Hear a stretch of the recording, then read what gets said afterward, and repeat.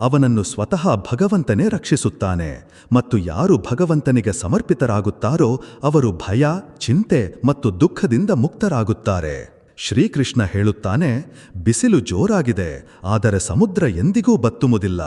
ಯಾರು ಒಳಗಿನಿಂದ ಶಾಂತವಾಗಿರುತ್ತಾರೋ ಅವರನ್ನು ಹೊರಗಿನ ಗದ್ದಲ ಅಲುಗಾಡಿಸಲು ಸಾಧ್ಯವಿಲ್ಲ. ಅದಕ್ಕಾಗಿಯೇ ಏನನ್ನು ಹೇಳಲಾಗದಿದ್ದಾಗ ಮೌನವಾಗಿ ಅತ್ತುಬಿಡು, ಏಕೆಂದರೆ ದೇವರಿಗೆ ಎಲ್ಲವೂ ತಿಳಿದಿದೆ. ನಿನ್ನ ಧ್ವನಿ ಯಾರದ್ದಾದರೂ ಆತ್ಮವನ್ನು ತಲುಪಬೇಕಾದರೆ ನಿನ್ನ ಕರೆಯು ಆತ್ಮದಿಂದಲೇ ಬರಬೇಕು. ಇಲ್ಲದಿದ್ದರೆ ಶಬ್ದಗಳು ಕೇವಲ ಕಿವಿಗೆ ತಲುಪುತ್ತವೆ, ಆತ್ಮಕ್ಕಲ್ಲ. ಸಾರಥಿ ಯಾವಾಗಲೂ ಜೊತೆಗಿರುತ್ತಾನೆ, ಆದರೆ ಗೆಲುವು ಅವನಿಗೆ ಸಿಗುತ್ತದೆ ಯಾರು ಎಲ್ಲಿ ಸೋಲಬೇಕೆಂದು ತಿಳಿದಿರುತ್ತಾರವರಿಗೆ. ಏಕೆಂದರೆ ಪ್ರತಿಯೊಂದು ಸೋಲು ಸೋಲಲ್ಲ, ಕೆಲವು ಸೋಲುಗಳು ಆತ್ಮವನ್ನು ಗೆಲ್ಲಿಸಲು ಇರುತ್ತವೆ.